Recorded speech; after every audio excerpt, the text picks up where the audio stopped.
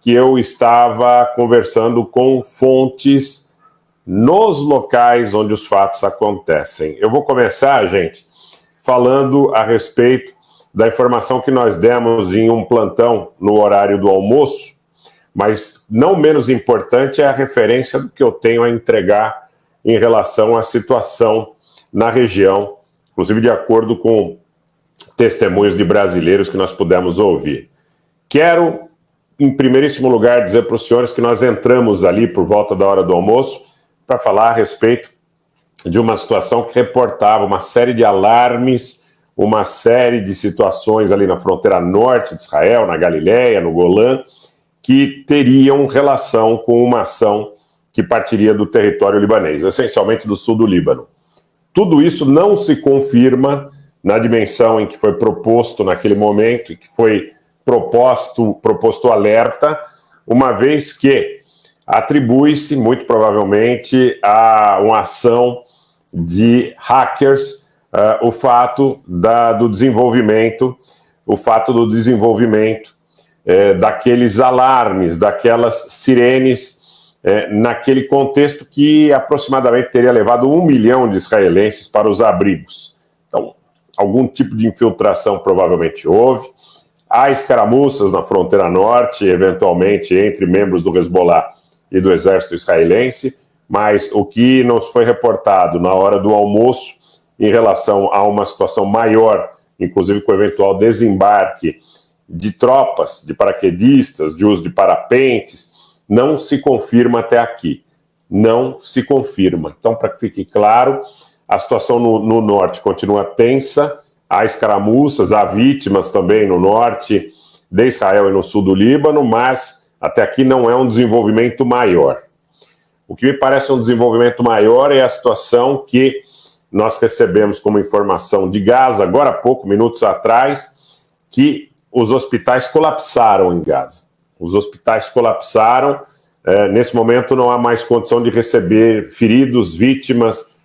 os próprios corpos, nesse momento, muitos deles não podem ser resgatados, porque já começa a colapsar também o sistema de suprimento de combustível. Gaza está sob embargo total de Israel desde o sábado, inclusive de combustível, de energia, de água, de alimentos, e a fronteira com o Egito, ela não está operacional. A fronteira com o Egito, ela não está operacional. Essa informação, ela decorre, inclusive, da dificuldade que tem os brasileiros que estão em Gaza para alcançar a Península do Sinai e voltar ao Brasil, numa operação de resgate que seria coordenada pelo Itamaraty, e através dessa coordenação com o embaixador brasileiro em Ramallah, na Cisjordânia, que tenta, de alguma forma, manter contato. A internet é muito precária, nós sabemos dessa dificuldade, mas não é possível resgatar os brasileiros porque o posto de Rafah, na fronteira de Gaza com o Egito, não está operacional. Ele foi bombardeado 3 vezes desde o início dessas hostilidades e não está operacional, e é muito arriscado para percorrer qualquer tipo de distância em Gaza, buscando esse posto de fronteira, ainda mais, quero repetir, porque há uma dificuldade física em transpor esse posto em Rafah, na fronteira da faixa de Gaza com o Egito. Pois bem, então começou um colapso absoluto, né, de suprimento de energia, de suprimento de combustível, de suprimento de água, de víveres, de um modo geral, na faixa de Gaza, que tem 2.300.000 habitantes. Não foi, na realidade, estipulado nenhum tipo de corredor humanitário até aqui que possa permitir que estes habitantes de Gaza transfiram aí, ainda que temporariamente, seus locais de residência em direção à República Árabe do Egito, né? Neste momento, gente, nós estamos testemunhando pesados bombardeios contra Gaza. Há uma dificuldade muito grande, como eu disse, nos hospitais, há uma dificuldade muito grande também para socorro de vítimas, em função das ambulâncias muitas vezes também estarem sendo alvejadas quando buscam resgatar estas vítimas, uma vez que Israel diz que muitas dessas ambulâncias estariam sendo utilizadas para o transporte de armas e de combatentes do Hezbollah. Então, quero colocar para vocês de forma muito clara que nesse momento existe esta dificuldade